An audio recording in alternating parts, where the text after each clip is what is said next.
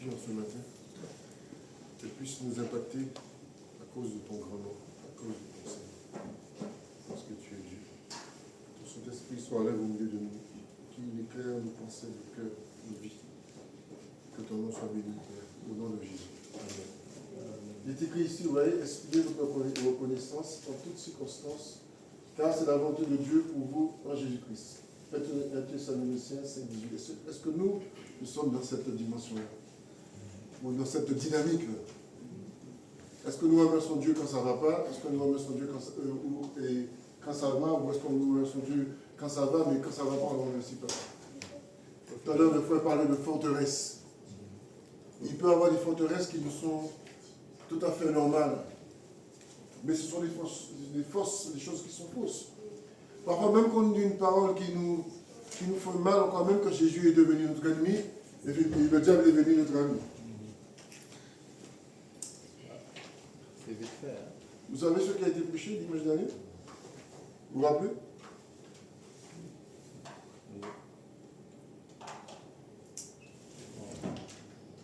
Ouais, vous vous rappelez ce qui a été prêché dimanche? Quand on arrête quelqu'un ou quelque chose qui se passe, les policiers posent une question. La révélation. La révélation. Quand le médecin, vous avez un médecin qui vous demande mais qu'est-ce que vous avez mangé la semaine dernière? Et là on trouve. Ouais. C'est forcément. Forcément, on trouve. Pas forcément. Mais forcément on trouve. On se rappelle, ça dépend. Parce qu'il faut que ça marche. Parfois on oublie même que le diable existe. Vous savez pourquoi? Parce que quand une parole est prêchée, puis il y a une parole forte qui est portée, il dit ah non, on a du mal à concevoir cette parole-là. Et le diable te dit, tu vois, je t'avais dit ça. Oui. Il ne t'aime pas beaucoup et ça compte. Tu vois comment il parle dans le temps. Et nous, qu'est-ce qu'on fait à ce moment-là? Eh bien, on croit que c'est lui qui a raison. Ça vous est jamais arrivé? Ouais. Ah. Il y a des choses qu'on fait, et puis le frère parlait de forteresse. Et puis la chose qu'on fait, c'est tout à fait normal, mais c'est une forteresse. Et cette forteresse-là, on se complète dedans. On parlait des activités. Oui. Nous avons moult activités, mais très peu pour le Seigneur lui-même. Or, Dieu nous donne toujours des moyens et du temps pour lui. Mais c'est à nous de saisir ce temps, ce moyen qu'il nous donne. Comme nous-mêmes, nous sommes de ceux qui... On a toujours nos façons de voir d'une manière. Pourtant, la Bible nous rappelle à chaque fois, si quelqu'un est en Christ, c'est une nouvelle création, les choses anciennes sont passées, voilà, toutes choses sont devenues nouvelles. Ouais. Et puis on continue. Amen. Amen. Amen. Amen. Amen. Et puis on va pas. La preuve, si on ne sait pas ce qui a été prêché dimanche, c'est qu'à la sortie, on a parlé de révélation. Même de prier. Non, la révélation. Arrêtons de prier. après, bon, tu peux demander à ton frère, pose la question à ton frère, qu'est-ce qui a été prêché dimanche? Ta soeur. Tu te rappelles? Mais il y a une chose que le diable te rappelle, c'est ce qu'on t'a fait. Et ça, tu te rappelles, même comme une année. Ouais, on vit avec. Et oui, on ne lâche pas le prise. Non, il faut lâcher prise. On vit avec la chose, on travaille la chose. Le fruit, il est bien mûr, mais le verre est dedans. Puis on vit avec ça. Jésus a dit une parole, il dit que le diable est descendu avec une grande colère. Moi, je le répète parce que je le lis. Et quand je lisais dernièrement, je lisais l'Apocalypse, les sept sceaux, les sept trompettes et les sept coupes. Je dis, mais c'est terrible cette affaire-là. Mais on ne peut pas imaginer la colère de Dieu. Souvent on dit oui, tu es bon, tu es bon pour moi. Mais Dieu dit un jour sa colère va s'exercer. Je lisais ça, quand tu rentres dans la profondeur de cette parole-là, tu dis c'est pas possible. Dieu va le faire. Et nous sommes dans cette dynamique-là. Et de cette dynamique, elle est là. Mais c'est à nous de le voir. Parce que Dieu nous permet de voir cela. Et elle part en progression lente. Elle commence tout doucement et elle monte en puissance.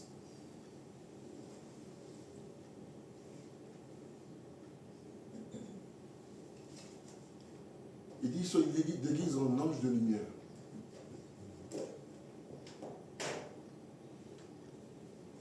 Je disais ça à une dame.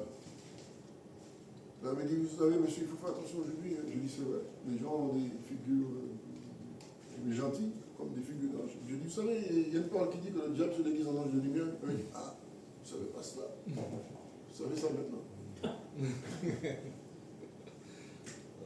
Mais est-ce que nous savons qu'il se déguise en ange de lumière? Pour nous aveugler, pour nous tromper. Et il tombe tout le temps. Et même pour faire voir tes frères et sœurs comme des ennemis. Et même pour faire voir tes propres familles comme des ennemis. Et toi, tu es toujours meilleur ou la meilleure.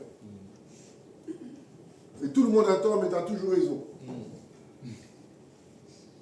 Ouais, c'est vrai. Et tu vois tous les gens autour de toi, bêtes, moches et méchants.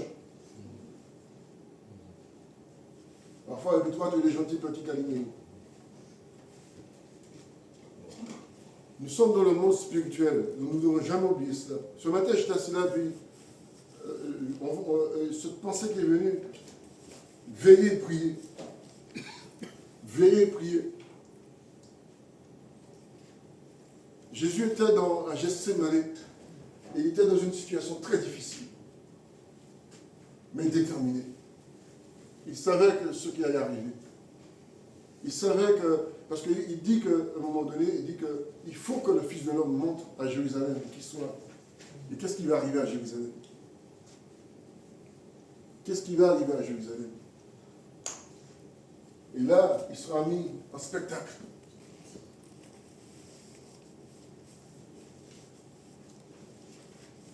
Après avoir prié avec ses disciples, il arrive dans le jardin de Gethsémani. Il y a une solitude, ou même auprès d'angoisse. Et il demande à ses disciples de prier avec lui. Et qu'est-ce qui se passe? Qu'est-ce qui se passe? Ses disciples sont en train de dormir. Voilà. C'est ce que nous sommes un peu aujourd'hui. On est endormi. Nous sommes en train de dormir. Nous dormons sans le savoir. Nous dormons les yeux ouverts. Et quand on vous dit vous dormez, vous allez dire arrêtez. Bon, je passe le mot. On dort les yeux ouverts. Et on dort, on ne sait pas qu'on dort. On ne sait pas qu'on dort. Parfois même, on n'accepte pas qu'on nous dise vous êtes en train de dormir. Nous sommes en train de dormir. C'est une vérité spirituelle. Nous sommes en train de dormir. C'est vrai. Mais est-ce que nous prenons conscience que nous sommes en train de dormir? Quand Jésus a prophétisé dans Matthieu 24 sur les temps à venir, quand vous prenez après, c'est Matthieu 24 pour mémoire, on va le prendre. Quand nous prenons après le chapitre 25, il parle de la parabole des 10 vierges. 5,5. Après, il parle de la parabole des serviteurs des récompenses. Après, il parle du jugement des nations. Après, il parle de ce qui va leur arriver. Et puis, Jésus continue son discours. Il continue et il dit dans Matthieu 26, 41 qu'il y a une chose que nous devons faire, nous tous.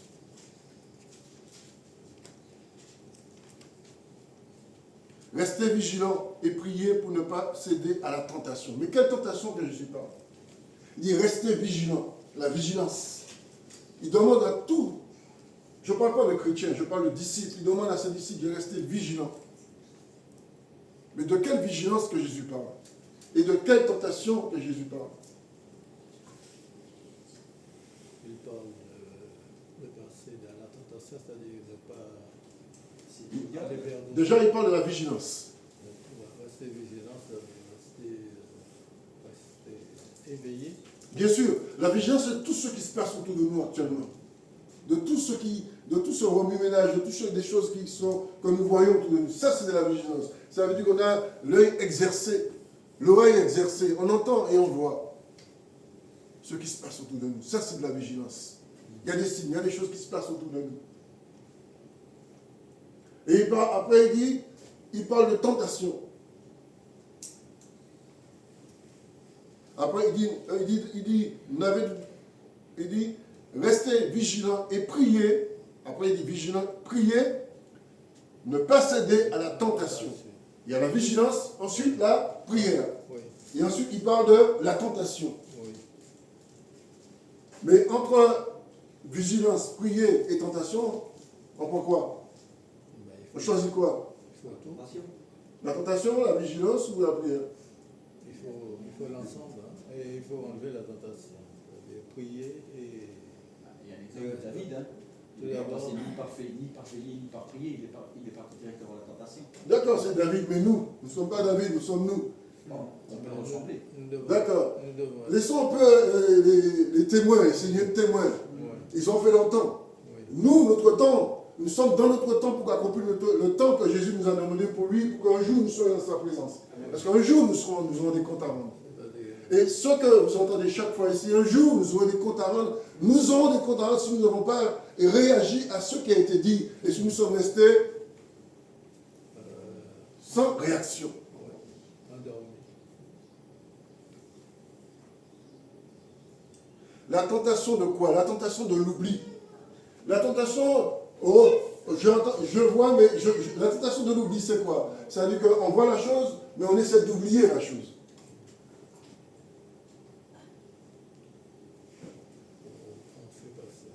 Quand il a été dit, le temple a été détruit en 70, et quand il a été dit aux gens de quitter Jérusalem,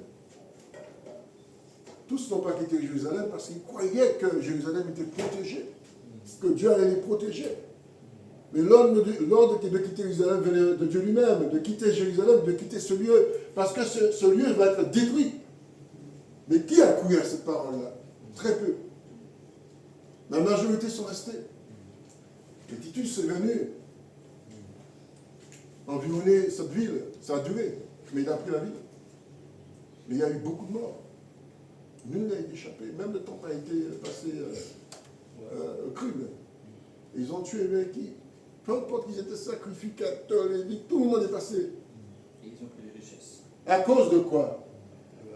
De la désobéissance.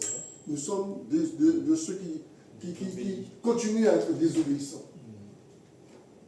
On dit souvent que dans les assemblées, il y a des personnes qui sont là, qui ont besoin d'être converties, qui sont rebelles, qui sont peut-être rétrogrades, mais qui ne cherchent pas vraiment Jésus dans leur vie. Alors que beaucoup d'occasions se présentent à chaque dimanche. Alors que nous ne devons pas être à chaque dimanche parce que nous voyons que l'église doit être fréquentée de manière, je dirais, beaucoup plus régulière. Et oui, nous on a mis dans notre tête que ce serait le dimanche. Faux. Qui a dit que c'était le dimanche? Il faut un jour fixé.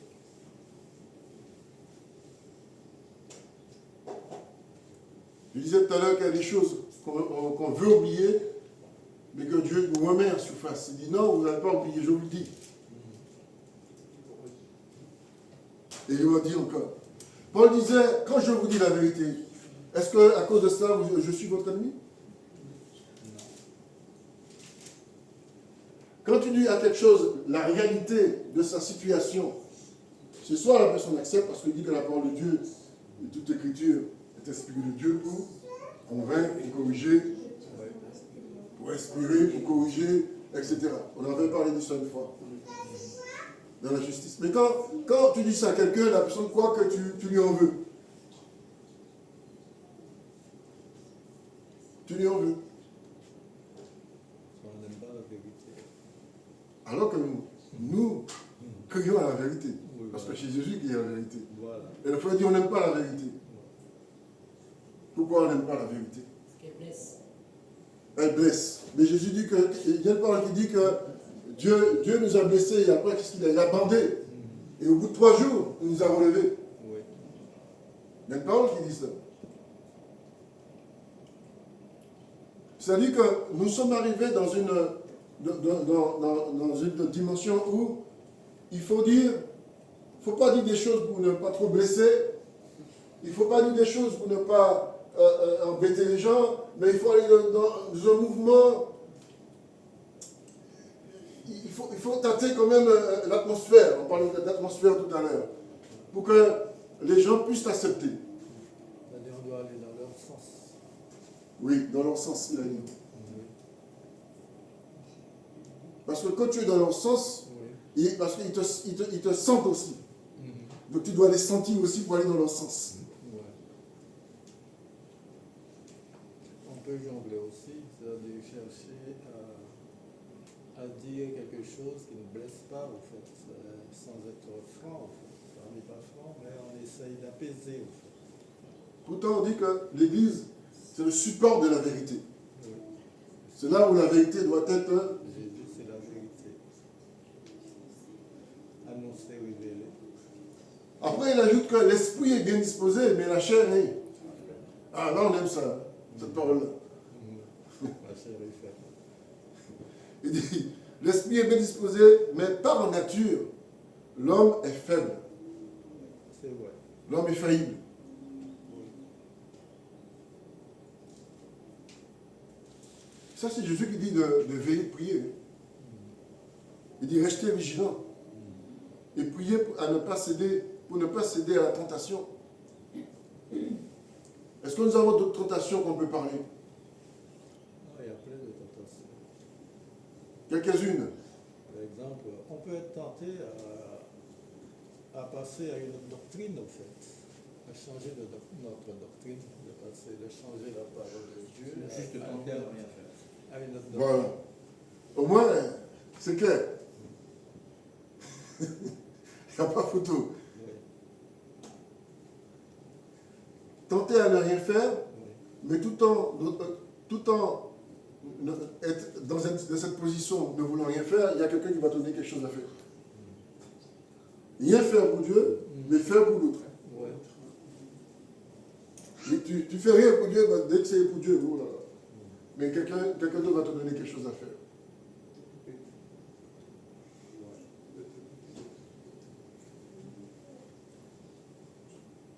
Nous ne devons pas sous-estimer notre ennemi.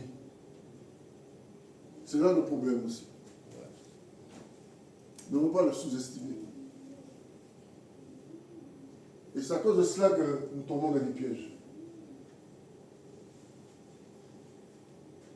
Faire quelque chose qui est contraire à Dieu, c'est être dans cette forteresse-là que nous sommes. Et on se complaît là-dedans. Mais on ne sait pas qu'on est dans une forteresse. Tu es dans une forteresse et tu ne sais pas. Parce que la chose te va. Et tu as des arguments pour justifier ta situation, ta position et ton positionnement.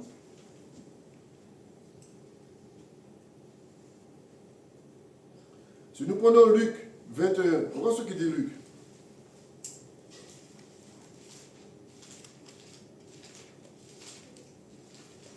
Une question. Jésus, qu'est-ce qu'il faisait, lui, Jésus? 21, 36. Jésus lui passait du temps. Jésus passait du temps dans la prière. Il y a des passages qui disent que Jésus se levait de bonne heure et allait prier. Il y a des passages qui disent que Jésus passait la nuit à prier. Jésus nous a donné le bon exemple. Mais on peut se dire, mais comment Jésus, lui, en tant que... On dit qu'il est fils de Dieu, a besoin de prier? Parce que la prière, j'ai compris que la prière, c'est une protection. Bien sûr. Parce que... Bien sûr. Mais pourquoi Jésus, lui, priait? Est-ce qu'il avait vraiment besoin de prier? En fait, je pense que Jésus priait pour nous, en fait. C'est pour nous qu'il devait prier. Il priait. Non, c'est maintenant maintenant il prie pour nous. Oui. Parce qu'il nous prend du Père intercède pour nous. Oui. Parce qu'il voit un peu notre paresse. Oui. Mais Jésus priait quand il était, quand il était seul pour être en communication avec le Père, Oui. recevoir les directives du Père, mais pour lui-même aussi, pour ne pas tomber en tentation aussi. Ouais. Il y a ça aussi. À cause de ceux qui voulaient l'inclure dans la tentation. Faut Quand pas- on nous dit, est-ce que cette pièce-là, qu'est-ce que nous devons faire? Est-ce que nous devons donner à César ou à Dieu? Et d'autres situations comme ça. Mais Jésus priait aussi pour ce qu'il allait faire dans la journée. Et il y a une chose qui m'a aussi interpellé, c'est que le fait qu'après de passer une nuit en train de prier, voilà ce qui se passait après. Les effets. Imaginez-vous, frères et sœurs, que nous venions régulièrement prier et les effets. On ne voit pas cette vision-là. Mais oui,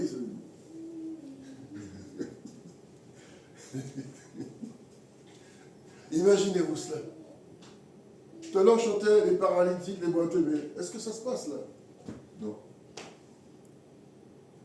On le dit, mais bon, on dit pas. C'est vrai, quand on voit un paralytique dans la rue, un boiteux, ça n'arrive pas à brouiller. Une église qui prie, une église qui intercède, c'est une église qui est, comment? Vivant. Non, plus que ça. Éveillé, éveillé. Plus que ça. La puissance de Dieu est là. Tu n'as même pas besoin d'entrer là, le gars il tombe déjà. Mais une église qui ne prie pas, une église qui ne bouge pas, les agents sont là. Vous connaissez leur nom? Ils rentrent, ils sont là, tranquilles. Ils disent non, ils sont en train de dormir, il n'y a pas de souci. Et tu peux chanter, tu peux faire plein de trucs. Hein. Et ils sont là, les agents. Ils disent, eux, on les a repérés, ceux-là. Il n'y a pas de souci avec eux. Mais quand tu commences à prier, quand tu commences à intercéder, ils disent, oh là, ceux-là, là, il faut faire gaffe. Il faut trouver un moyen pour les faire tomber. Mais on n'arrive pas, parce que la puissance de Dieu est là. Vous voyez que Jésus a dit ça à la légère, veillez, priez. Il a dit ça comme ça, parce que bon, voilà. Regardez ce qu'il dit Luc. Restez donc en éveil. Il n'a pas dit restez donc endormis. Il dit restez donc en éveil, priez en tout temps. En tout temps, oui. En tout temps, c'est quoi prier en tout temps? Même quand tu prends ton train, tu es dans le train, tu es en train de prier. Même quand tu es dans ton train, tu es dans ton avion, tu pries. Même quand tu pries, il y a des moments de prière qui viennent. Prier en tout temps. Il n'a pas défini le temps pour prier. Il n'a pas dit, oui, il faudra prier, il faudra faire les... Des pauses. Vous allez dire quelque chose, bon. Des pauses. Voilà. Il n'a pas donné des règles. Prier. Tu sens le moment de prier. Même parfois, l'esprit t'appelle à prier.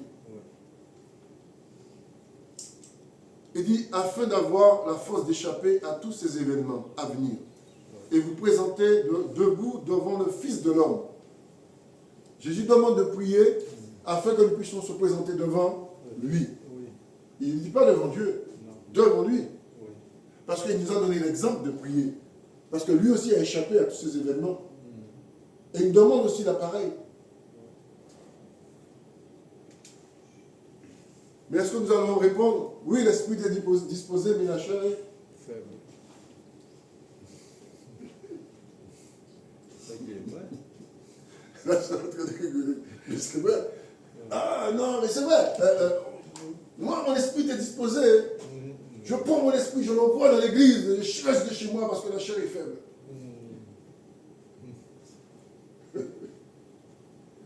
C'est pour ça qu'on va prier. N'est-ce pas? Comme ma chair est faible, je reste chez moi. Mais j'envoie mon esprit dans l'église. Je suis de tout cœur avec vous. Voilà, voilà. Je suis de tout cœur avec vous. Mon esprit est là. Non, frère, je suis là. L'esprit est là. Pas de souci. Je comprends cette histoire. Pour prier en tout temps, je comprends que c'est parce que on a besoin de protection tout le temps. Bien sûr. Parce qu'on est dans le monde des esprits. Le monde Si la Bible parle de bouclier de la foi, il y a une raison. Parce Et regardez, le bouclier, il n'est jamais derrière, toujours devant. Parce que là, c'est là se trouve ton cœur.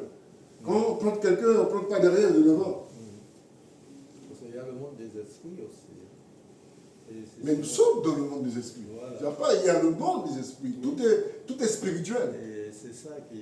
Si aujourd'hui le diable même utilise des enfants, Oui. même des bébés pour faire des choses, Oui. alors attendez. Et puis on dit oui, mais c'est pas possible, mais comment ça se fait? Réveille-toi, toi qui dors. Oui, réveille-toi. Parce que c'est comme ça, là on réalise la chose. Alors que la chose est déjà écrite. La chose est déjà faite. Et Jésus nous demande de rester donc éveillés. Ça veut dire quoi? Est-ce que nous sommes des... Dimanche, on a prêché, le frère a prêché sur la révélation de la parole. Et là, il nous demande de rester éveillé. Révélation et éveil. Je mets un R devant, ça fait réveil. J'enlève, ça fait éveillé. Alors on fait quoi dans ces cas-là? Est-ce qu'on va dans la révélation et est-ce qu'on reste dans le cadre où, après tout, je ne suis pas si mauvais que ça? Moi, c'est- Tu peux te donner ton avis toi-même, hein, en mettant des petites étoiles. Ou le petit gars qui rit, là, les émoticônes. Ça. Oui, on peut faire ça aussi. Tu te mets des avis toi-même. Si nous rentrons en nous-mêmes, est-ce que nous sommes vraiment, nous croyons, si nous sommes sincères avec nous-mêmes, est-ce que nous sommes vraiment dans le cadre de ce que Dieu attend de nous? Soyons vrais. Si les choses reviennent de manière récurrente, c'est que nous ne sommes pas entrés là-dedans. Et que nous sommes toujours dans la rébellion, dans la contestation. C'est vrai. Et on a besoin de se convertir. Et nous vivons là-dedans, nous aimions cela. C'était pas la prédication. Une autre prédication que j'en avais en 3. Ça est venu là tout à l'heure. Et il parle à vous, il dit, il y a des événements à venir. Même des gens qui sont incroyants. Sommes-nous venus des croyants incroyants? Est-ce que nous sommes des croyants incroyants? Si les incroyants croient que les choses sont là, comment les croyants peuvent ignorer ce qui est réel et que les événements sont là? Les gens disent aujourd'hui, quand je parle avec des gens, ils disent, c'est pas normal. Ils acceptent la situation climatique, mais en même temps ils disent, c'est pas bon. On ne le sent pas là, ça c'est pas bon. S'ils disent que c'est pas bon, et nous qu'est-ce qu'on dit? C'est bon. Si eux n'y croient pas et ils voient que c'est pas bon, à combien plus de forte raison, nous qui avons la vérité, disons. Et là, tu dois donner à la personne, mais madame, monsieur, lisez Matthieu. Vous avez la Bible? Lisez la Bible. Lisez le chapitre 24 de Matthieu. Ah bon? Ça dit quoi? Ça vous parle de ces événements-là. Ah bon? Ah ben, je vais le lire, monsieur, parce que ma Bible était bon, il faut que je la cherche. Je dis où? Il y a quelqu'un qui m'a dit, j'ai plein de Bibles chez moi, mais je ne lis pas, parce que cette personne est athée. Et je dis à cette personne, vous avez la pensée de Dieu en vous. Ah! Le gars, ça le surprend. Et je dis, même pour ceux qui sont athées, et ils ressentent, je suis athée. Est-ce que dans notre pays, on devient de plus en plus incrédule alors qu'on est un pays à la base religieux?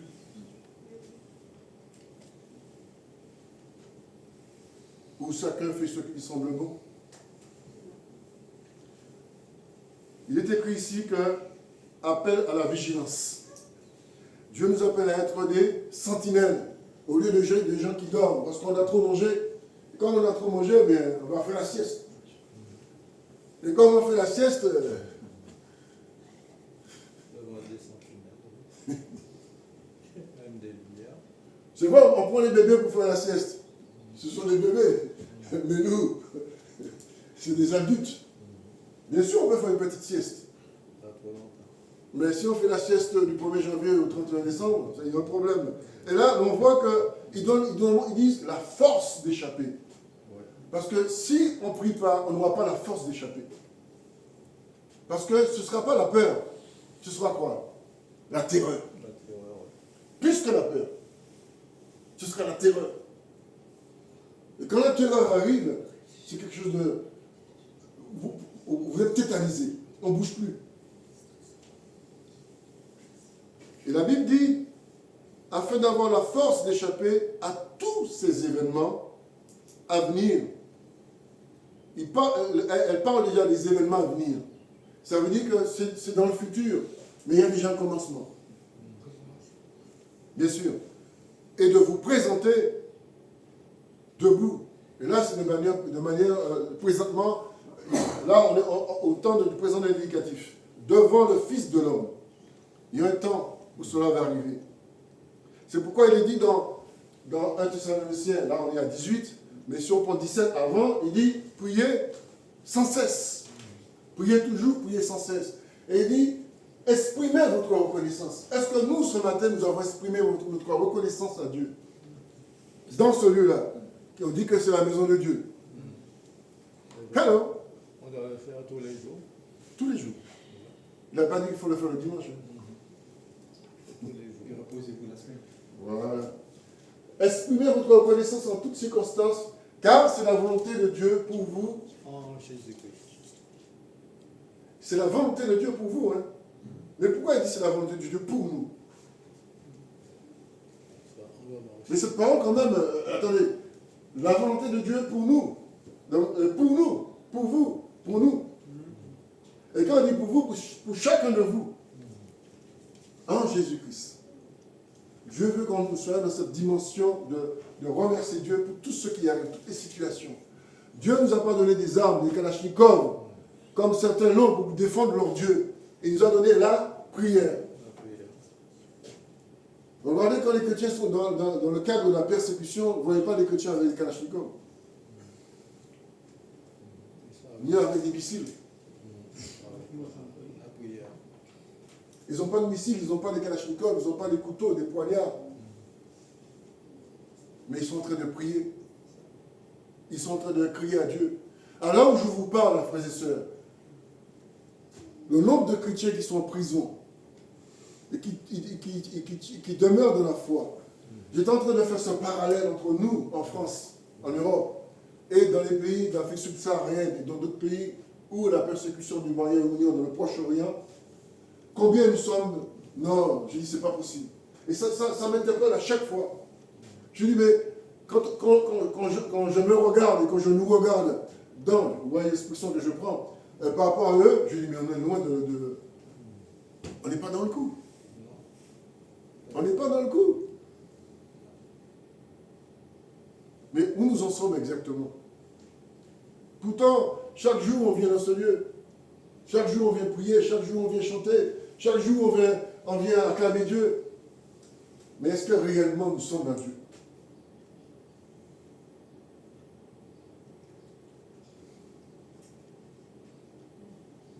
C'est cela qu'on doit se poser. Je disais tout à l'heure qu'une église qui prie, ce n'est pas le nombre qui fait la force. Mais il dit il y a 2 ou 3. C'est l'attitude de prière. Et l'accord. Il paraît que deux dames ont prié et il y a eu un réveil. 2 dames. 2 femmes ont prié.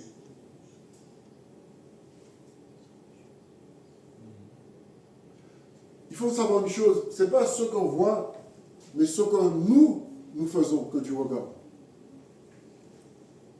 Comment nous réagissons devant la situation que nous voyons. C'est notre attitude que Dieu regarde. Est-ce que nous sommes prêts à franchir ce pas de la réalité divine de Dieu?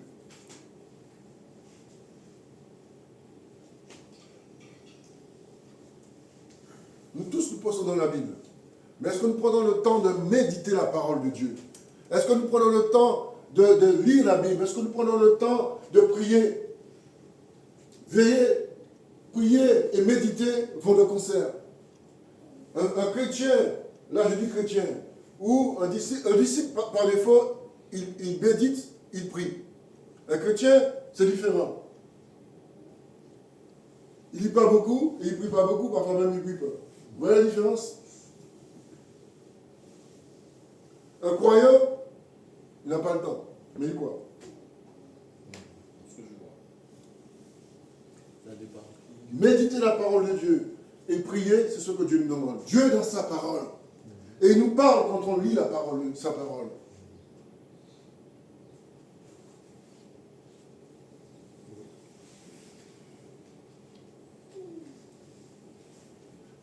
lire la parole de Dieu, plus nous allons emmagasiner ce que Dieu veut pour nous, dans notre esprit, dans notre âme, dans nos cœurs, et nous allons voir les choses différemment. Mais moins on lit, moins on prie, plus on voit les choses autrement. Et plus on est accaparé par les soucis de la vie. Si aujourd'hui on ne croit plus à la guérison, si aujourd'hui on ne croit plus que Jésus guérit, à quoi on va croire? On va croire à quoi en fait? Mais c'est ce qui se passe aujourd'hui. Comme il m'a ouvert la brèche, j'y vais. Et c'est ce qui se passe. Tu vois les chrétiens qui sont dans des assemblées, mais qui vont voir des marabouts pour avoir des solutions et pour solutionner leurs problèmes. Il n'a pas la révélation. Mais ils sont dans l'église. Il n'a pas la révélation.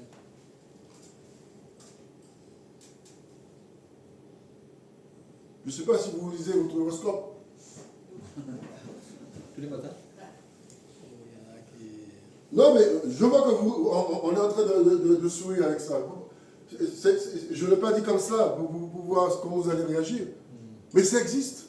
Mais c'est là, notre monde. Je ne sais pas si vous êtes de ceux qui retournent vers leurs ancêtres. Pas les Gaulois, bien sûr.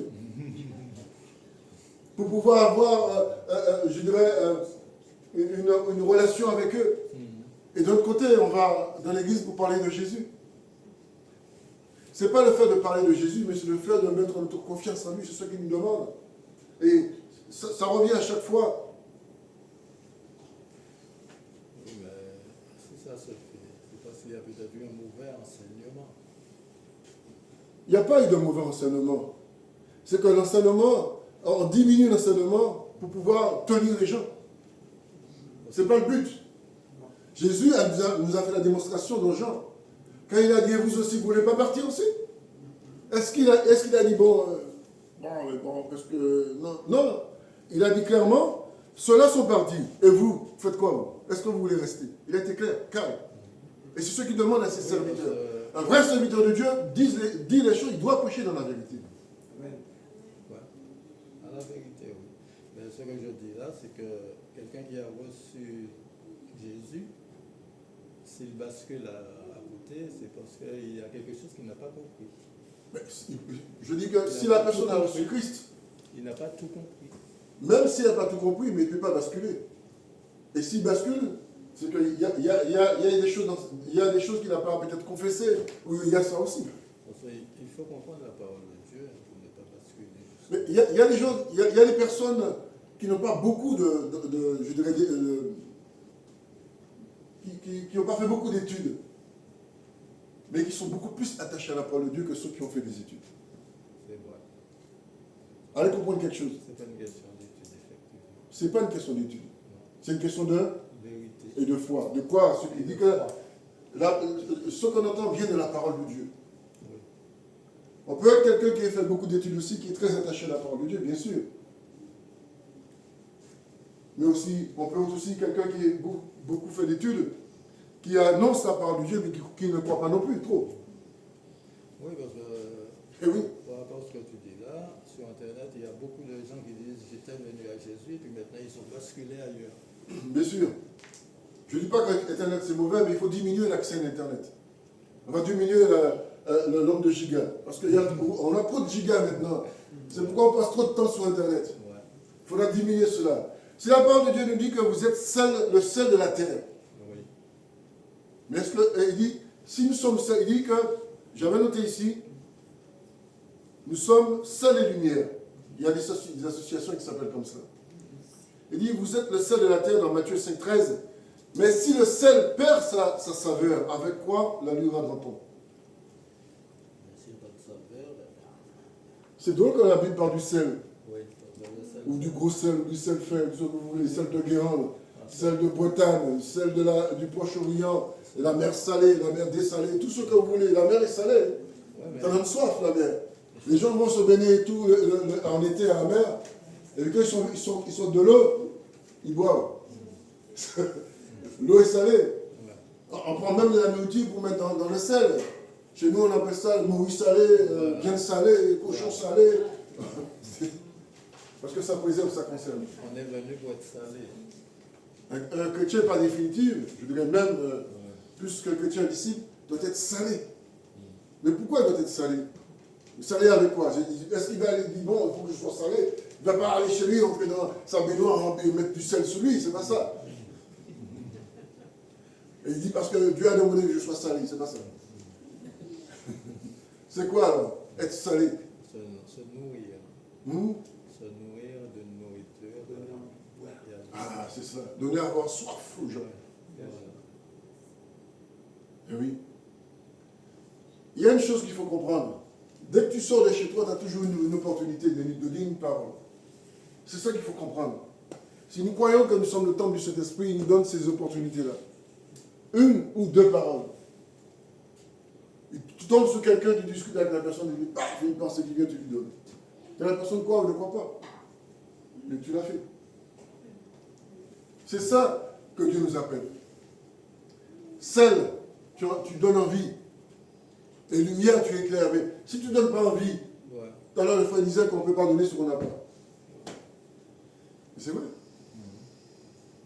Est-ce que nous sommes sel et lumière? Est-ce que nous donnons soif aux gens?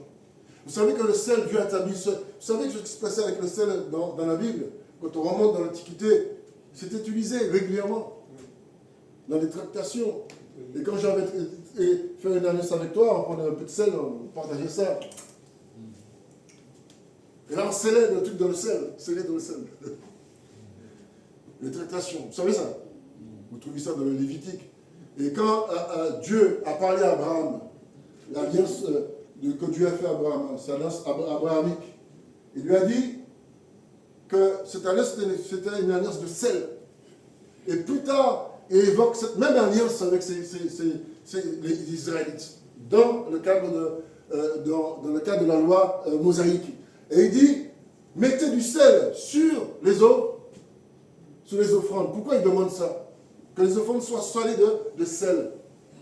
Pourquoi? Parce que quand ça va brûler, l'odeur va monter. Mais le sel aussi est fait de quoi? De purificateur. Et est fait de quoi encore? Bien sûr, aujourd'hui, on n'est pas dans cette alliance de sel, parce que Dieu nous a donné Jésus. Mais il dit que maintenant, c'est nous l'offrande et c'est nous qui devons être salés. Mais salés de la parole de Dieu. Mais si tu n'es pas salé de la parole de Dieu, qu'est-ce que tu vas donner? Un chrétien qui ne prie pas, un chrétien qui ne médite pas, c'est un chrétien qui est endormi. Oui, mais plus que ça. Enfin, mais plus que ça. Il est mort. T'as dit? Il est mort. La chose dit qu'il est mort. Il n'est pas encore mort. Il est là. Oui, sommeil profond. Non, il n'est pas encore dans le sommeil profond. Mais quelqu'un qui ne prie pas, quelqu'un qui ne prend pas le temps. Il est occupé. Non, oui, ça c'est clair. Il est occupé à autre chose. Bah, il est dans la tentation. Oui, il y a cela aussi. La tentation de la réforme.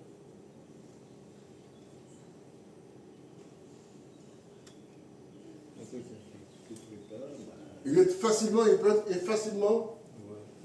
Quelqu'un qui prie. Ouais, il peut être facilement tenté. Oui, mais quelqu'un qui prie régulièrement, quelqu'un qui prend du temps, qui cherche. Il est dans une attitude de vigilance. Oui. Et il fait attention. Et même s'il tombe, Dieu le relève. Mais quelqu'un qui n'est pas dans ce cadre de prière et de méditation, c'est quelqu'un qui est faillible. C'est une proie. Voilà, c'est cela. Tu es facile d'accès. Ça veut dire, on va venir, comment on dit ça encore quand tu as on vient, quand tu as ton Wi-Fi, on vient prendre ton Wi-Fi chez toi, là. Comment on dit ça, on vient Couper le Wi-Fi. Pirater, voilà, t'es piraté. Ouais, tu peux être piraté, ouais. Tu es chrétien, on va te pirater. Le diable vient te pirater. Enfin, c'est pas vraiment un chrétien, parce que quand tu ne pries pas, tu fais... Tout à l'heure, j'ai dit que tu peux tomber, mais Dieu te relève, parce que ça arrive. Oui. Parce que l'homme est faillible. Seul Jésus est infaillible. Oui. Tout homme est faillible. Ça, il ne faut pas l'oublier. Oui. Tout homme est faillible. Christ dit, hein, vous vous allez trébucher. Oui, mais c'est lui qui va nous... Nous relever. Mais il ne faut pas se complaire dans cet état-là. Non. Si nous ne sommes pas salaisons, comment on va donner soif? Bah, après, il n'y a pas de salaison, c'est de la pourriture. Le sel, il empêche la pourriture, Oui, puisque c'est un conservateur. oui. Mais quand tu es salé de sel dans la parole de Dieu, tu donnes soif aux gens. Quand tu vas parler, cette personne va dire, t'as vu le monsieur là, il m'a dit ça, mais tu te rends compte de ce qu'il m'a dit? Et c'est ce que je me rappelle de cela. Mais tu ne sais pas que la personne parle de toi comme ça. Tu es parti, tu dis bon. Et puis un jour, tu arrives dans un endroit et puis la personne, tu l'as déjà oublié, mais la personne ne t'a pas oublié. Et la personne te dit, c'est bizarre, il me semble monsieur qui m'avait parlé. Tu te rappelles? Et c'est là que cette personne vient t'interpeller. Et c'est là que tu réalises. C'est comme le frère qui avait distribué des prospectus, et au bout de quelques temps, quelqu'un dit, moi j'ai été touché par un prospectus. Et il ne savait même plus.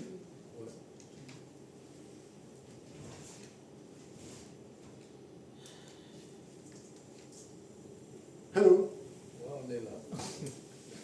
Regardez Élisée. Quand on a dit Élisée que l'eau était amère, qu'est-ce qu'Élisée a fait? Il a demandé un plat neuf, ils ont mis du sel, et qu'est-ce qu'on a fait? On a mis le sel dans. Mais pourquoi il a demandé du sel? Pour relever le goût. Parce que le sel, c'est un rehausseur de goût aussi. C'est pour rappeler à Dieu son alliance. C'est pas Élisée qui a changé le truc, hein. C'est Dieu qui l'a fait. Et quand il a fait ce geste-là, ça rappelait à Dieu l'alliance qu'il avait fait avec eux. Quand on parle de l'alliance du sel. Et l'eau qui était amère a rempli de goût. Mais dans certaines situations, Dieu nous rappelle son alliance avec lui. Mais nous ne devons pas faire taire notre conscience. Parce que notre conscience nous parle à des moments bien spécifiques. Et il dit, rappelle-toi quand tu t'es engagé avec moi. Et regarde ton attitude aujourd'hui, regarde ton état spirituel maintenant. Où en es-tu?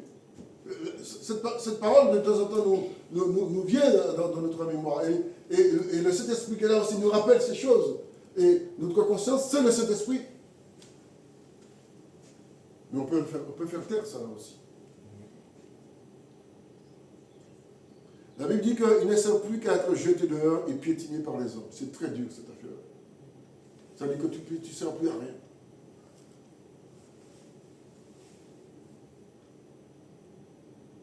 Tu ne sers plus à rien. On parle de, on le disait, c'est un agent de préservation, de conservation, d'assaisonnement de goût pour la nourriture. Mais aussi, le sel, c'est symbole de la saveur morale. Symbole de la saveur morale, de ce qui est propre, qui est pur. Là où nous étions avant et là où nous sommes aujourd'hui. Là, ce que nous faisons auparavant, que nous ne faisons plus. Notre langage, comment dirais-je? Un langage d'en haut. Un langage de Galilée. Et oui. Parce que quand ils sont entrés, ils ont reconnu ces hommes. Ils disent, ces hommes-là viennent de Galilée. L'homme de Galilée. Mais il n'était pas de Galilée à la base. Mais est-ce que nous avons ce langage? Il y a en nous cette attitude qu'on les gens ne perçoivent plus aujourd'hui. Ou que certaines personnes. Par rapport à si nous gardons cette dynamique que Dieu demande.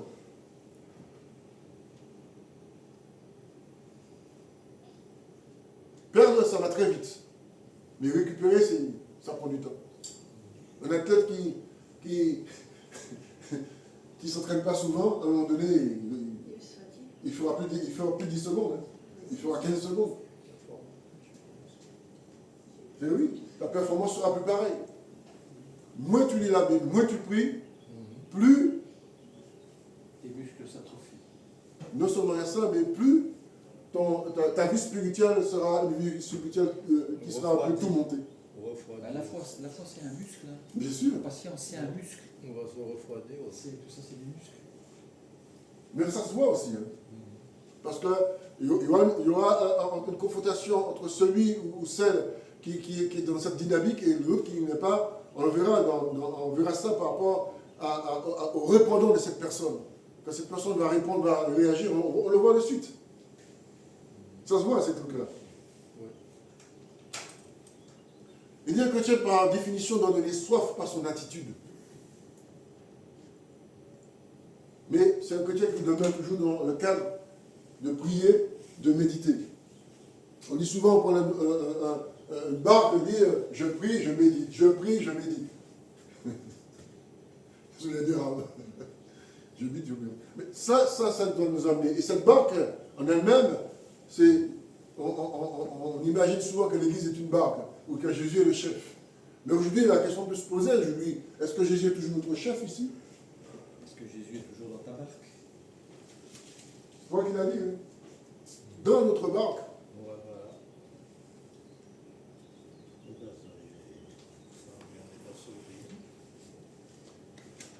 Est-ce que nous sommes de ceux dont nos paroles apportent la soif de Dieu? Ou ça interpelle les gens?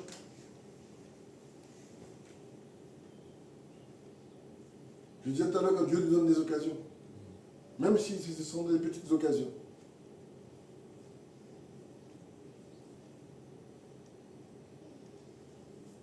Pourquoi je vous dis cela? Parce que moi-même, je n'étais pas dans cette dynamique. Et petit à petit, j'ai pris cette assurance-là. Avec un médecin, je discute de certaines choses. Parce que je sais qu'il faut que je discute de cela.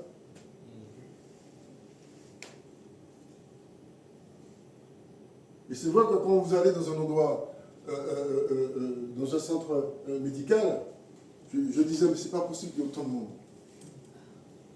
C'est du jamais vu. Les hôpitaux, c'est pareil. Il n'y a jamais autant de personnes malades en France. Les hôpitaux, partout. Autant de personnes qui ont des problèmes. Des cancers, des trucs, un truc de dingue. Non, vous pouvez enlever. Et c'est cela. Et nous avons cette dynamique de prière pour pouvoir ramener les délivrances, les guérisons, parce que nous avons l'Esprit de Dieu. Vous voyez, vous les malades. Perdre sa saveur, c'est perdre sa raison d'être. Et il dit que quand tu perds ta raison d'être, tu es rejeté. Qu'est-ce qui t'écoute? Personne. Le seul dit que ça qualifie l'existence, la relation fraternelle.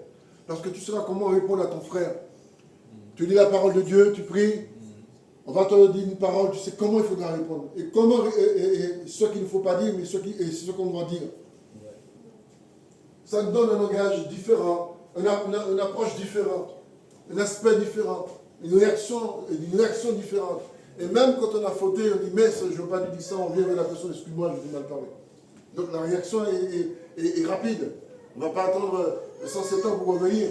Mais c'est cela en fait que Dieu nous demande. Cette dynamique-là, on n'a pas cette dynamique. La question qu'on peut se poser, est-ce qu'on croit encore? Ou est-ce qu'on a perdu la raison d'y croire? Souvent on dit qu'on est devenu religieux. On y va parce qu'il faut y aller. Et comme il faut y aller, on sera là. Mais comme on est là, c'est sans plus. Et pas plus.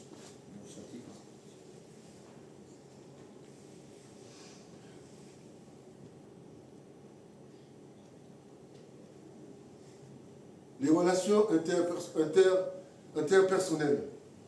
Ça aussi, on a besoin de cela. Et ça nous manque beaucoup, cette relation interpersonnelle.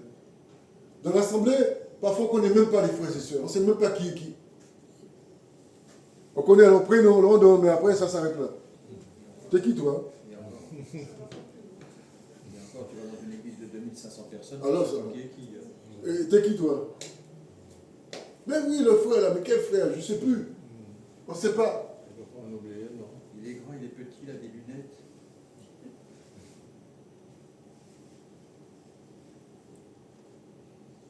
Dans Colossiens il est dit dans Colossiens 4:6 que votre parole soit toujours pleine de grâce et assaisonnée de sel, afin que vous sachiez comment il faut répondre à chacun. Et chacun, c'est pas seulement ici, mais quand tu es à l'extérieur aussi. Et tu vas pas, tu seras pas quelqu'un qui soit dans un état genre grognon. Enfin, vous entendez, quand vous avez par exemple des chiens qui font.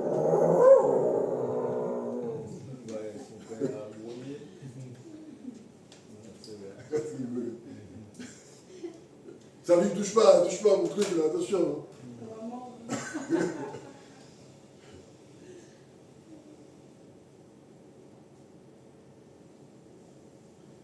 Notre parole soit assaisonnée de sel, agrémentée de cela.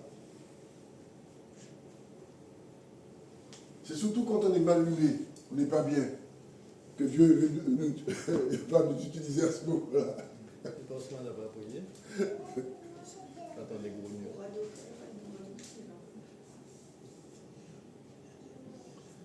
Un figuier, mes frères et sœurs, peut-il produire des olives? Une vigne, des figues? Non. De même, aucune source ne peut produire de l'eau salée et de l'eau douce. On ne peut pas avoir deux. Ouais, l'un ou l'autre. Il y a un choix à faire. Toutes ces choses que je vous dis là aujourd'hui et que nous entendons, que nous réentendons, c'est pour que nous soyons un jour, que nous ne soyons plus dans ce cadre-là et que nous soyons avec lui.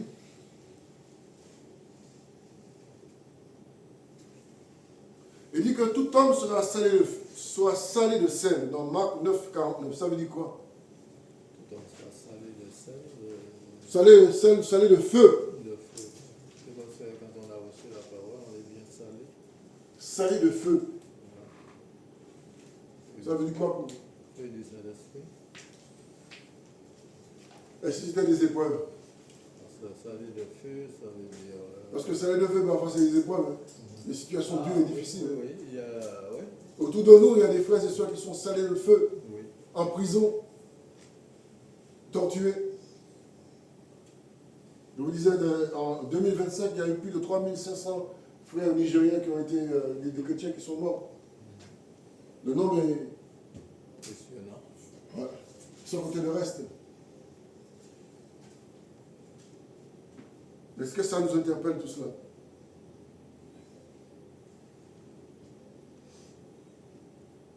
Les épreuves éliminent ce qui est contraire à la volonté de Dieu. Vous savez cela? Les épreuves éliminent ce qui est contraire à ce que Dieu. Parce que nous pouvons faire des choses et Dieu vient intervenir d'une autre façon. Et là, on ne comprend pas pourquoi c'est comme cela. Parce que dans l'idée fixe, on a, quand on a une idée fixe, on ne veut pas en démordre. Le truc, il est là. Mais ce n'est pas dans le cadre divin. Et on ne veut pas se défaire de cette idée fixe. On la garde, cette idée fixe. Et c'est cela que Dieu veut nous défaire de cela. Et il permet qu'il y ait une situation pour que nous puissions nous défaire de cette idée fixe, ou nous laisse dans cette situation pour voir que l'idée que tu avais n'était pas une bonne idée. Oui, il faut qu'on en reçoive une leçon. Exactement. Et là, tu vas comprendre par la suite. Et tu dis après, mais alors, pourtant on m'avait dit. Mais,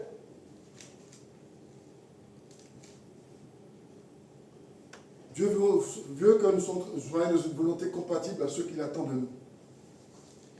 Je disais qu'on a tellement de planning qu'on ne sait plus, on n'arrive même plus à planifier. On est des PDG alors. Et c'est ça qui se passe aujourd'hui. C'est vrai qu'on dit souvent qu'il faut marcher par l'esprit. Mais la planification vaut parfois même plus que marcher par l'esprit. Parce que nous sommes dans un système qui nous a amené à cela, où on planifie tout. Et la parole dit que nul ne sait ce que demain peut affronter. Mais on planifie. Plus on va planifier, moins le Saint-Esprit va agir. Oui, il faut tout laisser dans la main de Dieu. Il faut comprendre cela aussi. Plus on va planifier, moins il va agir. Parce qu'on a déjà mis là-dedans l'idée fixe. Ce sera comme ça. Et quand Dieu va intervenir pour déroger à cette situation, on va dire non, c'est pas possible. Mais souvent, nous sommes là-dedans. Et c'est pas évident d'en sortir. Mais là, on comprend, c'est quand la chose ne marche plus, ne marche pas.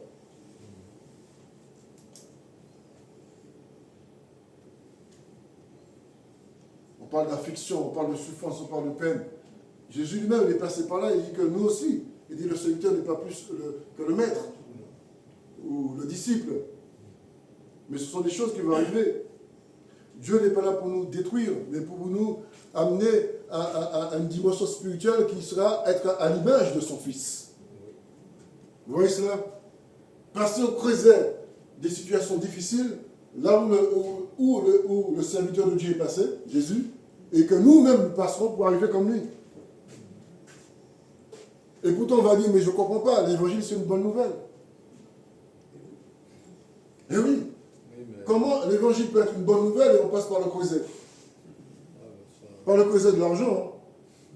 Mais le creuset des épreuves pour nous affiner. Mais ça, on n'aime pas trop cette affaire-là. Le pays où nous sommes, c'est un pays qui nous a toujours amené à vivre dans...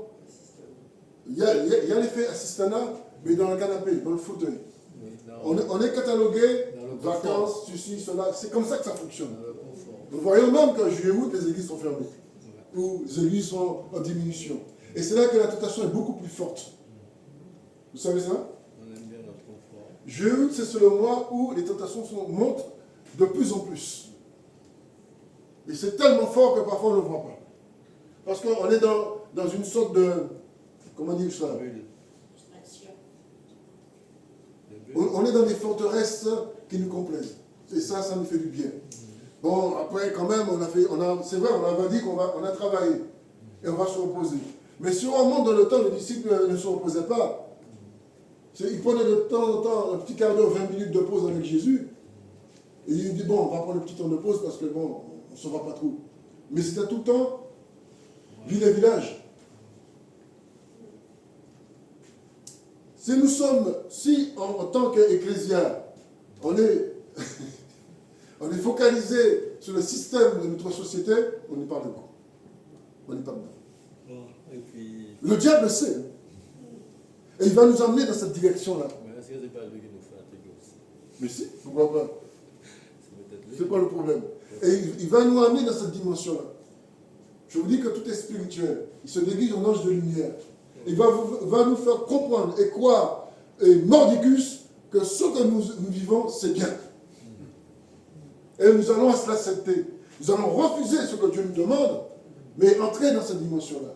Et c'est là que Dieu va intervenir pour nous générer une situation qui va nous ramener pour revenir à lui.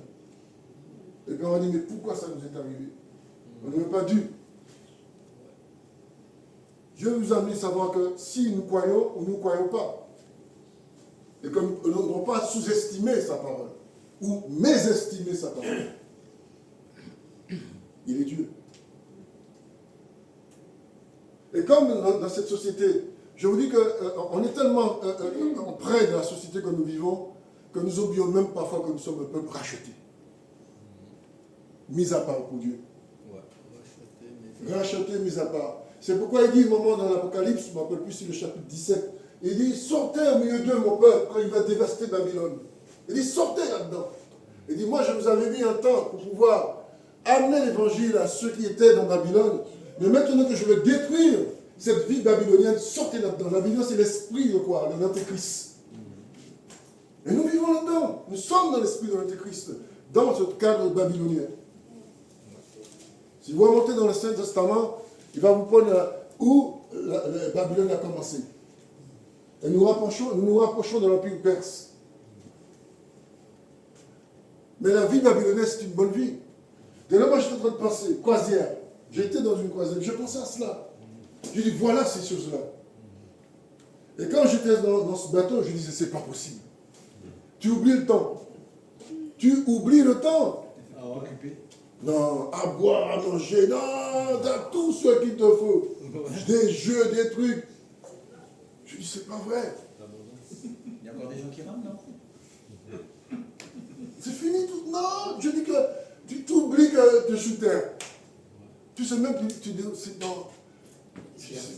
Ils font tout pour que tu puisses tout oublier, pour que tu puisses vivre. Là où tu mets tes yeux sur Tu n'as même plus envie de lire la Bible. Tu n'as même pas envie de prier. Tu n'as pas besoin. La Bible, tu dis sur quoi ça? C'est pourquoi il y a quelqu'un qui disait, je ne me rappelle plus le passage, il dit, ne permets pas que je sois riche, de peur que je tout oublie. Il dit, mais c'est dit Dieu, c'est dit celui-là. C'est écrit cette affaire-là. Mais c'est ce qui nous arrive dans cette sphère babylonienne. Et si nous regardons nous-mêmes notre propre vie spirituelle, nous devons nous remettre en question nous-mêmes. Il dit, mais on n'est pas dans le coup. Est-ce que je suis en train de veiller, de prier, afin de ne pas tomber en tentation? Est-ce que je suis en train, chaque jour, de dire, Seigneur, je dois vraiment prier chaque jour? Et je recommande aux frères et sœurs de prier pour leurs enfants. Parce que c'est là que l'ennemi passe maintenant, par la base. Par les enfants, par les petits. Il est important de prier parce que Il est plus qu'un autre. j'ai vu quelque chose qui m'a ébranlé. Ils ont filmé des gens qui dormaient, 2 personnes qui dormaient, et c'était pour faire savoir aux gens qu'un monde spirituel existe. Bien Mais sûr. effectivement, ces personnes-là bougeaient, ils faisaient des trucs. Bien sûr. Ils te montrent ça, hein? Ouais. Et Comment ils sont rentrés, ouais. voilà. J'avais vu ça, cette affaire-là. Et- Ils mettent des caméras. Et Donc, toute l'année, on te filme pour voir comment tu dors. quand tu dors, les démons sont là. Attends, les hommes de nuit, hein, les femmes de nuit. Oui, voilà. Avant de connaître c'est Dieu, c'est ça. ça nous arrivait d'ailleurs. Non, en fait, les hommes de nuit et les femmes de nuit, c'est pas les somnambules, en fait. Oui. Non, mais les somnambules, quand tu les regardes, Non, Ouais. ils ne sont pas éveillés, Mais oui. non, c'est des démons qui viennent, Bien sûr. qui jouent avec toi. qui changent comme ça. Ils peuvent se changer comme ils veulent et puis ils t'affectent la nuit, au fait. Il est important de passer par le feu épurateur. Quand tu ne connais pas Dieu. Bien c'est sûr. ça. Le feu épurateur, c'est des problèmes, des souffrances, des situations difficiles. Que nous, en tant que chrétiens ou enfants de Dieu ou disciples, passerons. C'est pourquoi il dit tout homme sera salé de feu. Mais pour ceux qui n'ont pas Christ, quel sera le feu? Vous voyez ce verset très important. C'est la colère de Dieu qui sera sur eux. La Bible dit qu'un jour on sera devant Dieu pour rendre compte de nos actes. Et ça aussi, nous ne devons pas oublier. Dernièrement, j'étais chez moi et puis j'étais en train de penser à cette pensée-là. Qu'on est là et puis on oublie que Dieu nous observe. J'étais en train de penser à ça. Et je disais, mais le nombre de choses qu'on fait dans une journée, si nous comptabilisons, on parlait tout à l'heure des 24 heures, des 7 jours, et si on comptabilise tout ce qu'on fait dans une journée, et que c'est comme si on avait une caméra et on enregistrait et qui nous suit tout le temps. Et au bout du mois, on fait le compte. Je dis, waouh! C'est pour ça qu'un homme ne peut pas se changer lui-même. C'est Jésus qui Est-ce que nous pensons à tout ce que nous faisons dans une journée? Nous disons, nous regardons. Ouais. Nous faisons. Nous pensons, nous disons, nous regardons. Si on fait le total, on comptabilise ça. Pour dire ce que tu dis, c'est un ami policier qui me disait, tu te mets derrière une personne à conduire une voiture, à la fin de la journée, je lui enlève son permis. Bien sûr. Parce qu'il aura fait griller une bande blanche, un feu rouge. À la fin de la journée, je lui enlève son permis. Bien sûr. Si tu es derrière lui, Oui. dans une journée, il perd son permis. Et lui de même. Et c'est encore mieux. C'est encore mieux. Parce Et que lui tu- pareil aussi, c'est Parce ça. que tu t'es permis des choses, parce que tu t'es, à la fin de la journée, tu n'as plus ton permis. Ou bien quelqu'un, tu n'as même pas besoin de connaître quelqu'un. Si tu veux l'accuser de quelque chose qu'il n'a pas fait, tu l'accuses. Hein. Dès le moment qu'il y a des gens qui n'aiment pas. Est-ce que vous savez que nous sommes appelés à être à l'image de Jésus? Vous savez ça? Nous avons même été créés à son image, on a perdu l'image et on doit retrouver l'image. L'image que nous aurons, c'est le jour où lui-même il reviendra, cette image-là. Parce que sous terre, on n'aura pas cette image-là. Nous qui sommes enfants de Dieu, nous la avons déjà, parce que nous formons le royaume de Dieu. Mais il faut garder cette image-là. Nous formons déjà le royaume de Dieu sur terre. En fait. Nous qui avons. Je parle de ceux qui ont cru. Moi, je méditais ça cette semaine d'ailleurs, que nous devons revenir à l'image Je de ne vais pas Christ. trop aborder celui-là parce que le temps est là. La question qu'on peut se poser, sommes-nous sel et lumière? Je n'ai pas abordé non plus la lumière, j'ai abordé que une partie de sel. Là, il faut les deux, lumière et sel. parle de notre valeur éprouvée. Pierre parle de ne soyez pas surpris de la fournaise. Parfois, on est surpris des situations qui nous arrivent. Oui. Est-ce qu'on devait être surpris quand tu vois qu'il y a des choses qui arrivent? Non. Non. Tout est écrit. Ne soyez pas surpris. Imaginez-vous que là, vous êtes là, vous devez vous perdre votre emploi. Je ne sais pas si vous priez pour les entreprises, pour que Dieu donne de la dynamique aux entreprises, parce qu'il y a des chrétiens qui travaillent dans les entreprises. Je ne sais pas si vous priez pour cela. Pour les frères qui sont à leur compte, les sœurs, tout ça. Ils ont besoin de cette dynamique-là. Oui. Parce que notre prière, est-ce que notre prière s'arrête à quoi? Parce que dernièrement, je regardais les différentes sortes de prières. J'étais en train parce que j'avais regardé ça, puis je dit tiens, il faut travailler là-dessus. Les types de prières. Et comment nous prions.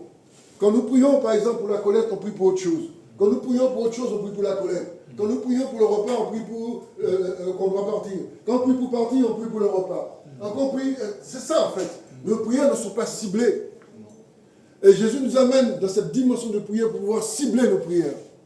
Car nous avons perdu la cible. Si je dois prier pour notre soeur, c'est pour elle que je prie. Mais il peut arriver que Dieu donne une parole aussi pour un membre de sa famille. Oui. Nous perdons. Pourquoi? Parce qu'on regarde à ce que font les autres, mais on ne regarde pas ce que Dieu nous demande de faire nous-mêmes.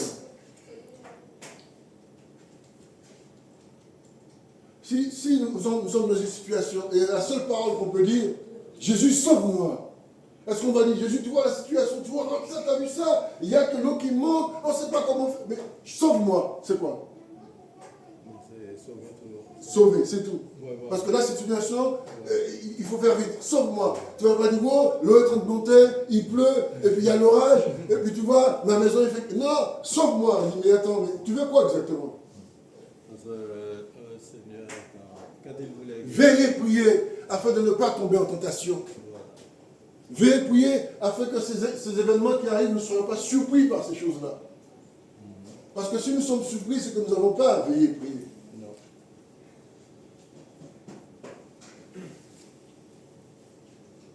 On ne doit pas jouer et plaisanter avec la parole de Dieu. Non.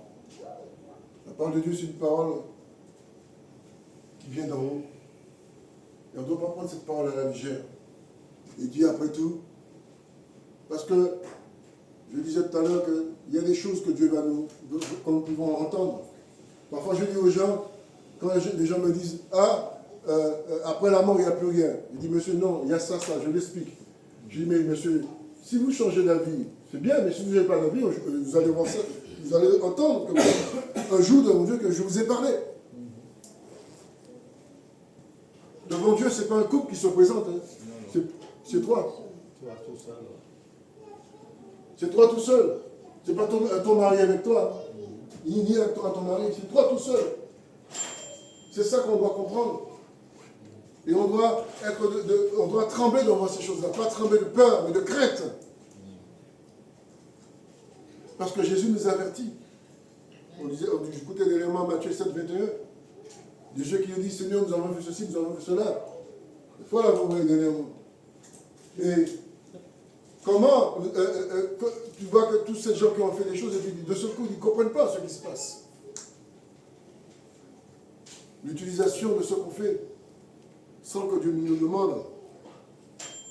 Il dit que le sel est une bonne chose. Mais si le sel perd sa saveur, avec quoi la nous rendra-t-on? Dans Luc 14, 34, il dit, verset 35, il est bon ni pour la terre. La terre n'en veut pas. C'est fort ça, hein? Tu vas le mettre pour le sel. Si le sel perd sa saveur, il n'est pas bon pour la terre. Ni pour le fumier. Et il dit, on le jette dehors. On ne peut pas le mettre dans la terre, on ne peut pas le mettre dans le fumier. On va le mettre où? Je vous pose la question. Regardez ce qui est écrit là. Il dit, on le jette dehors. On ne peut pas le mettre dans la terre, on peut pas le mettre. La terre n'en veut pas, le fumier n'en veut pas. Le feu. Que celui qui a les oreilles pour entendre, Entendre. Ça veut dire que tu as entendu. Nous avons entendu. Nous faisons quoi? C'est cela aussi. Quelque chose qu'on ne peut pas mettre en terre, quelque chose qu'on ne peut pas mettre dans le fumier, qu'on ne peut pas mettre dans la terre. On va mettre ça où? Au feu. Les sarments. Tu ne peux pas le mettre dans le feu. Le sarment, tu peux le mettre dans le feu. Mais là, tu ne peux pas le mettre dans le feu parce que ce sera sous la terre. Il dit, tu ne peux pas le mettre là. Où tu vas le mettre? Mais c'est fort ces paroles de Jésus là. Je n'ai pas très bien compris, mais je vais essayer. La Bible dit, ayez le sel en vous-même et soyez en paix les uns avec les autres. C'est ça en fait. Quand l'église n'est pas en paix, Dieu ne peut pas travailler avec nous. Quand l'église n'est pas en paix, quand le sel n'y est pas, Dieu ne peut pas travailler avec nous. C'est une vérité spirituelle. Parce qu'il dit, soyez en paix. Il dit, l'église est en paix. Et Dieu rajoutait.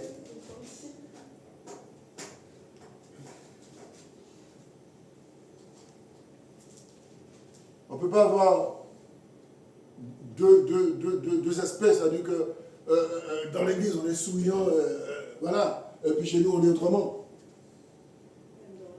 Mais oui, c'est le retour du dragon.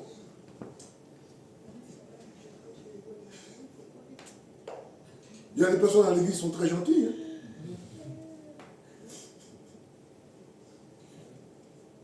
Hein. Après, je ne sais pas si vous êtes très gentil.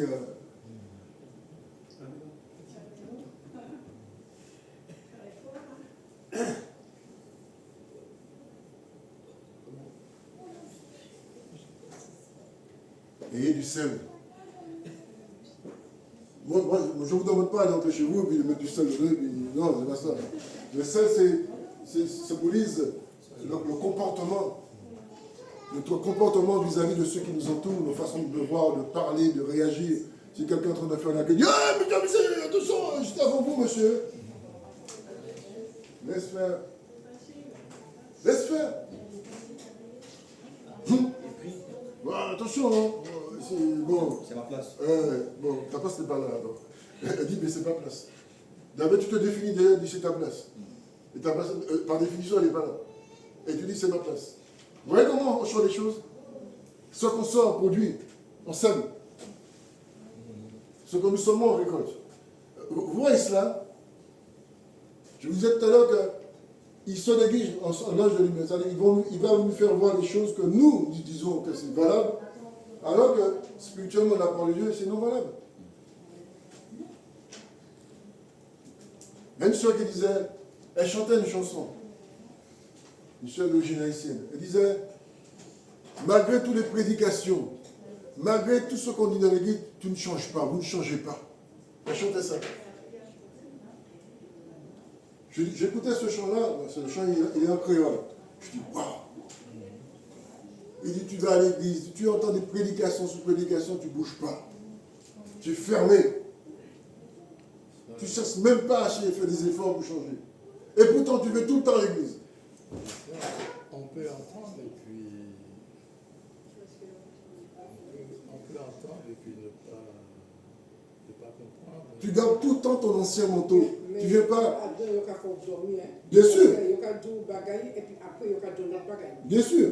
Mais il faut savoir que la parole de Dieu n'a pas de dimension fixe. Elle s'étend, elle s'ouvre. C'est pourquoi on dit que dans une prédication, l'autre personne qui va prêcher sur une autre partie de cette prédication. Il faut comprendre ça aussi. Donc elle va rajouter les choses. Moi, même au point où parler ici, comme c'est un côté, on va parler, comme si on n'a qu'à parler bien, et puis d'ailleurs, c'est un autre bagage. Bien sûr. Mais un jour, on me dit, pour prier dans notre mari, et puis pendant que je prié dans notre mari, après, je me ça dit. Parce que je me dis ça. Mais maintenant là, Marie m'a dit pour prier, même ça m'a dit pour prier ici, maintenant là, il voulait prier bien aussi. Oui, il n'y a pas de souci, on va prier pour lui. On va prier pour lui tout à l'heure. Pour lui-même, ça a changé aussi. Mais c'est une bonne chose. Voilà. Bien sûr, mais c'est le but.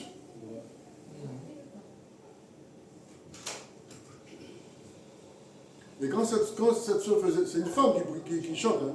C'est pas un homme. Est-ce que je veux dire quelque chose concernant ce que tu dis là, si tu permets? Parce qu'on peut entendre des prédications, mais il faut être suivi aussi. Bien sûr. Parce que si quelqu'un vient à l'église, il ne connaît pas encore la parole, et puis il entend des prédications, mais il n'est pas suivi après. Oui, mais aussi le fait de la personne puisse lire aussi. Parce que le but de Dieu, ce n'est pas de nous détruire, mais c'est pour nous ramener, pour nous éprouver, pour qu'on soit des hommes et des femmes qui soient debout. On a besoin d'hommes et de femmes solides. Oui. C'est pour ça que ce n'est pas tout le monde qui C'est pourquoi à un moment donné, il parle de lait de nourriture solide.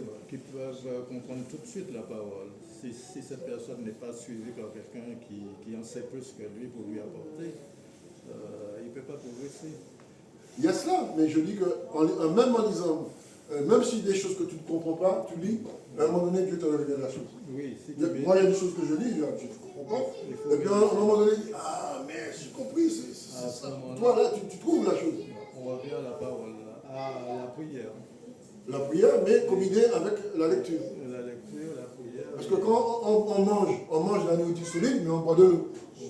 Parce que parfois, ça bloque là. Oui. C'est la même chose. Parce qu'on dit souvent l'eau de la parole.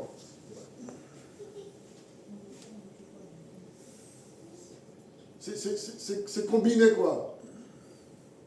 L'image de Christ, comme devant être, avec le comportement que Jésus lui-même y avait. Jésus lui a donné l'exemple, comment il se comportait avec les gens, quand il était agressé. Et comment il répondait. Et c'est ce qu'il me demande aujourd'hui. Il dit même quand vous êtes agressé, comment il faut répondre. Et avoir cette maîtrise, prendre la maîtrise de soi. Oui. Dieu permet que nous soyons agressés pour voir comment on va réagir. Si jamais tu es agressé, si on ne t'a jamais agressé, comment tu vas réagir? Je parle verbalement. Parce qu'il y a l'intégration d'intégrité physique. Et ça, il ne faut pas l'oublier. Oui. On va arrêter là. Amen. Amen.